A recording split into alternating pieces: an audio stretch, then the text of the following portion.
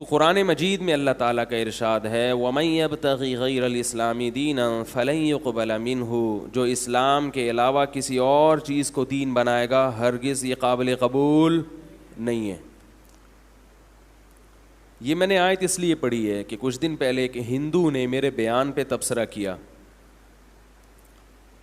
کہیں ہم نے جنت پہ بیان کیا، گناہوں سے بچنے پر بیان کیا، آخرت کے پر بیان کیا، تو کسی ہندو نے، کیونکہ نام سے پتہ چل جاتا ہے نا کہ یہ مسلمان نہیں ہے، اور اس کے تبصرے سے بھی پتہ چل گیا، اس نے کہا کہ یہ مسلمان اسکالرز جو ہیں یہ اپنی عوام کو جنت جہنم فرشتے انہی چکروں میں الجھا کے رکھیں گے جس کی وجہ سے مسلمان ترقی نہیں کر سکتے، اور یہ دنیا کے بہت ساری لذتوں سے محروم ہے، انہی چکروں میں الجھا کے رکھیں گے یہ فرشتے، قبر کا عذاب، ٹھیک ہے، جنت اور کیا جہنم۔ آگے اس نے یہ کہا اچھا پھر جب ایسا کوئی بالنگ ہوتی ہے نا تو پھر آگے سے چھکے چوکے مارنے والے بھی بہت ہوتے ہیں، تو فوراً کچھ لوگوں نے رپلائی یہ کیا کہ تو جب مرے گا نا تو پتہ چلے گا۔ ہندو کو رپلائی یہ کیا کہ تو جب مرے گا، ہمارے غفار بھائی تھے جو بھی تھے انہوں نے یہ کمنٹس کیے کہ تو جب مرے گا نٹور لال تو تجھے پتہ چلے گا، مرے گا تو پتہ چلے گا۔ اب ان کو یہ کمنٹس نہیں کرنے چاہیے تھے، یہ تو آپ نے دھمکی دے دی نا۔ تو اس نے پھر آگے سے جواب دیا بات تو صحیح کی، جب مرے گا تو پتہ چل جائے گا تجھے، لیکن ہر صحیح بات کرنے کی ہر ایک کے ساتھ کرنے کی نہیں ہوتی۔ غیر مسلم کے ساتھ بات چیت میں اس طرح کی دھمکیاں دینا شروع کر دینا، اس کے ساتھ تہذیب سے دلائل سے بات کرنی چاہیے، اور اگر دلائل نہیں ہے تو چپ کر کے بیٹھے رہو، کیا ضرورت ہے اپنی پھینکنے کی رپلائی میں۔ تو مرے گا تو پتہ چلے گا، یہ دھمکی جب ہو جب آپ دلائل سے سمجھا کے عاجز آ گئے ہوں، پھر آخر میں کہو کہ بیٹا مرے گا تو پتہ چل جائے گا۔ جیسے قرآن نے بھی دھمکیاں دی ہیں، دلائل کے انبار لگا دیے، پھر بھی جب بات سمجھ میں نہیں تو اللہ نے فرمایا تمتعوا، مزے اڑا لو، فإن مصیرکم الی النار، آنا جہنم کی آگ کی طرف ہے، اڑا لو مزے، کوئی فرشتہ نہیں ہے، کوئی قبر نہیں ہے، کوئی جنت نہیں، کوئی جہنم نہیں، تو مزے کرو، پھر ٹھکانہ کیا ہے جہنم کی آگ۔ تو وہ جو نٹور لال سنگھ تھے انہوں نے جواب میں رپلائی کیا، انہوں نے کہا کہ مرنے کے بعد فرشتہ بھی نظر آئے گا، جنت بھی نظر آئے گی، جہنم بھی نظر آئے گی، تو آنی تو دنیا میں چاہیے جب ہمیں اعمال کو درست کرنے کی ضرورت ہے۔ جب دنیا میں ہمیں ایک چیز نظر نہیں آ رہی، جب ضرورت ہے، تو مرنے کے بعد دکھا کے کیا ملے گا؟ اسلام کیوں دکھانا چاہ رہا ہے مرنے کے بعد یہ چیزیں؟ بات آ رہی ہے سمجھ میں؟ اشکال اعتراض آ رہا ہے سمجھ میں کہ بھائی یہ کیسا دین ہے جو کہہ رہے ہیں مرنے کے بعد سب چیزیں نظر آئیں گی؟ تو مرنے کے بعد کیا فائدہ؟ ابھی دکھاؤ نا، تاکہ ابھی ہم دیکھ لیں، ایمان لے آئیں۔ اللہ کو نہ اللہ نظر آ رہا ہے، اس نے اللہ کبھی کہا نہ اللہ نظر آ رہا ہے، نہ فرشتے نظر آ رہے ہیں، نہ جنت نہ جہنم نظر، کچھ بھی نہیں آ رہا، اور بولنے مرنے کے بعد نظر آئے گا۔ تو عمل تو ابھی کرنا ہے، اور دکھا کب رہے ہو؟ مرنے کے بعد۔ تو جب ضرورت ہے اس وقت دکھاؤ نا۔ تو نٹور لال کا اعتراض سمجھ میں آیا؟ اس کا قرآن نے جگہ جگہ جواب دیا ہے۔ یہی تو بات ہے جو پیغمبر لوگوں کو سمجھانے کے لیے آئے ہیں، دکھا دیں۔ اگر اللہ یہ دنیا میں چیزیں دکھا دیں تو پھر آزمائش بولو بھائی ختم۔ دیکھی ہوئی چیزیں تو تم بھی مانتے ہو، ہم بھی مانتے ہیں، جو نظر آ رہی ہیں چیزیں نٹور لال بھائی ٹھیک ہے، وہ تو تم بھی دیکھ رہے ہو اور ہم بھی دیکھ رہے ہیں، اس میں تو اختلاف ہے ہی نہیں۔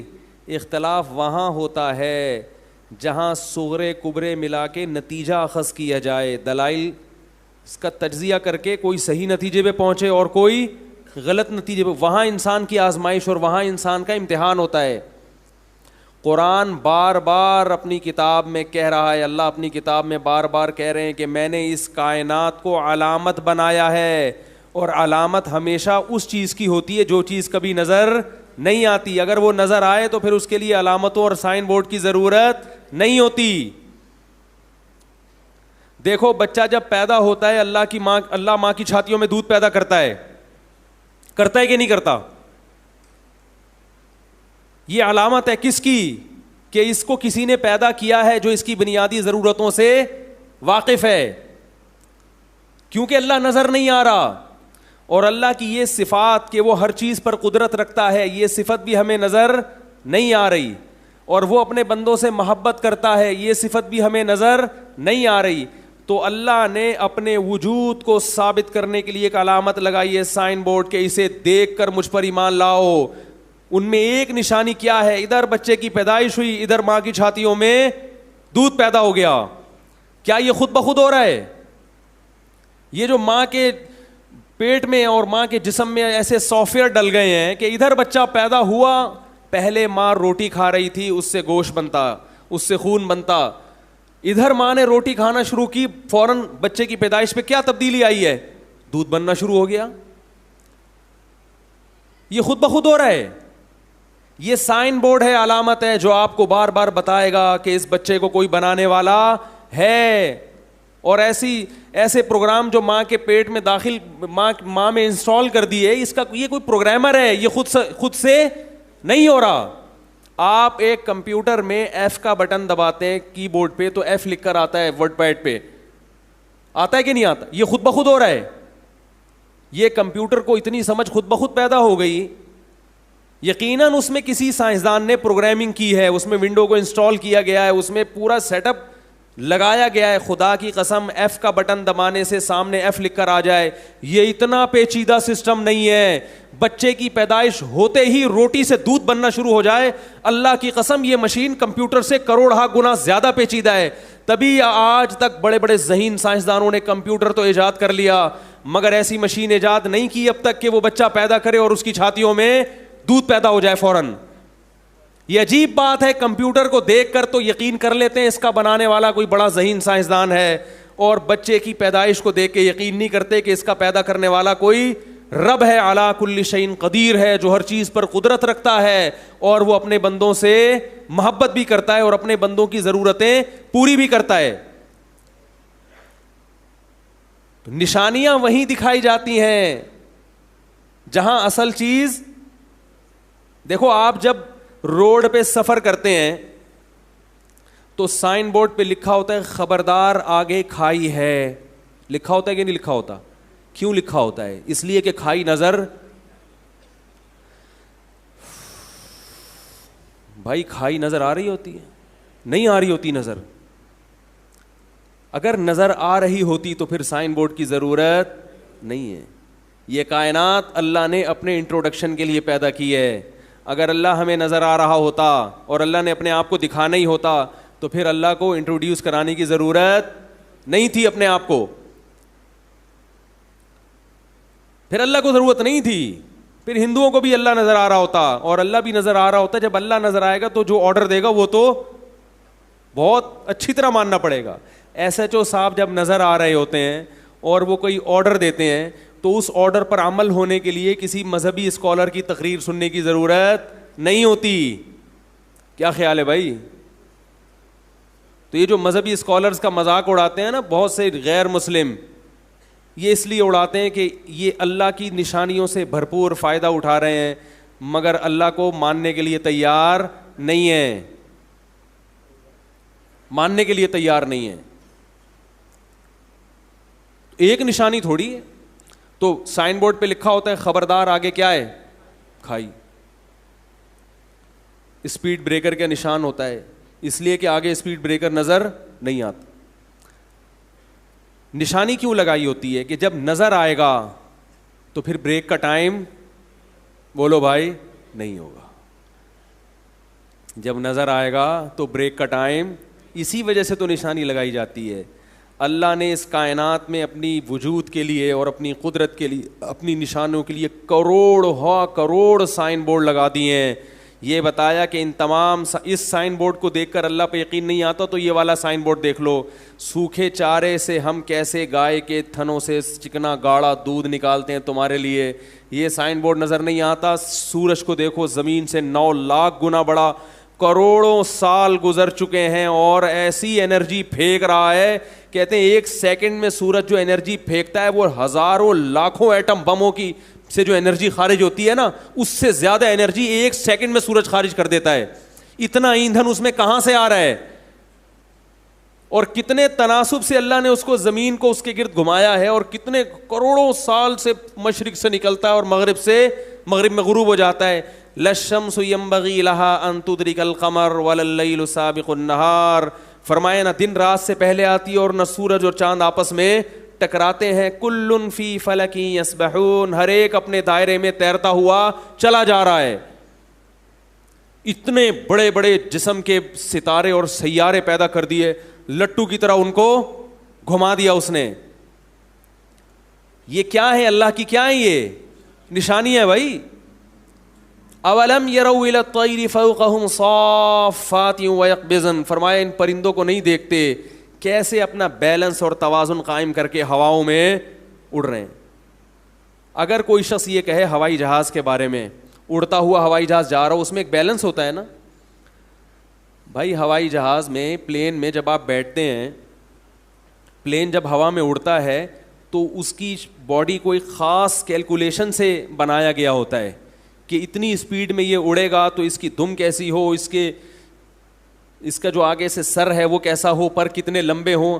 آپ اگر جہاز کے پر چھوٹے کر دیں تو گر جائے گا, ضرورت سے زیادہ بڑے کر دیں تو نقصان ہوگا. کوئی ایک چیز بھی ہوائی جہاز کی باڈی میں ایسی نہیں ہوتی جو غیر ضروری ہو پوری.